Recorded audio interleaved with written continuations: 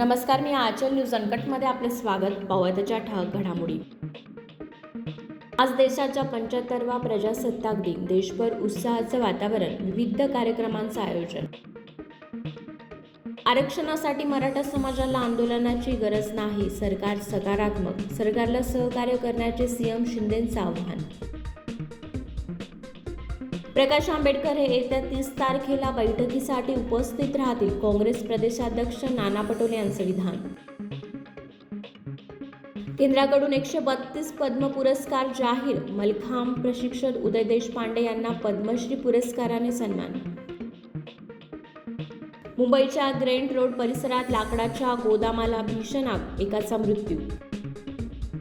ज्ञानवापी मस्जिदीच्या ठिकाणी होते भव्य हिंदू मंदिर, पुरातत्व विभागाच्या सर्वेक्षणातून स्पष्ट.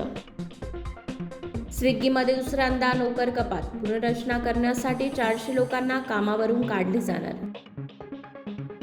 प्रजासत्ताक दिनी दक्षिण काश्मीरच्या पुलवामा येथे हल्ल्याचा मोठा कट उधळला, शस्त्रासह 3 दहशतवादी ताब्यात.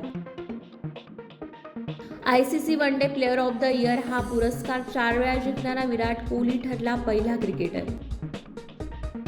आणि अंडर-19 वर्ल्ड कप 2024 स्पर्धेत भारताने आयर्लंडचा तब्बल 201 धावांनी पराभूत करून मिळवला विजय.